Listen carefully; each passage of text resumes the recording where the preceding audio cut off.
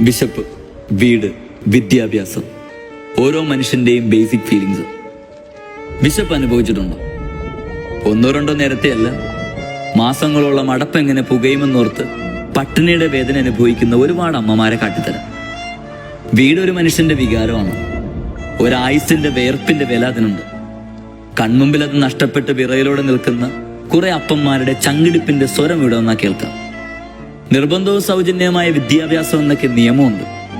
എല്ലാ വർഷവും 3 മാസത്തോളം സ്കൂളിൽ പോകാൻ പറ്റാതെ ബുക്കും ബാഗുമൊക്കെ വെള്ളത്തിൽ ഒലിച്ചു പോകുന്നത് കണ്ടു നിൽക്കുന്ന കുറെ കുഞ്ഞുങ്ങൾ ഇവിടെ വന്നാൽ കാണാം. തീരദേശ ജനതയെന്നും മത്സ്യത്തൊഴിലാളികളെന്നും കടലിന്റെ മക്കളെന്നൊക്കെ വിളിക്കുന്ന ഒരു ജനതയുടെ എല്ലാ വർഷവും അരങ്ങേറുന്ന ദുരന്തത്തിന്റെ സംഭവ കഥയാണ്.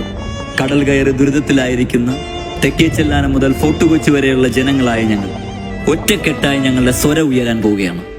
ഈ വരുന്ന വെള്ളിയാഴ്ച വൈകുന്നേരം തോപ്പുംപടിയിലേക്ക് ഒരു നാട് മുഴുവൻ നഗരത്തിലേക്ക് ഇറങ്ങാൻ പോവുകയാണ്. ഹൃദയത്തിൽ കരുണയുടെ അംശം ഇത്തിരിയെങ്കിലും ഉണ്ടെങ്കിൽ ഞങ്ങളോടൊപ്പം നിൽക്കണം, പിന്തുണയ്ക്കണം. ഞങ്ങളുടെ മക്കൾക്കും പഠിക്കണം, അവർക്കും ജീവിക്കണം.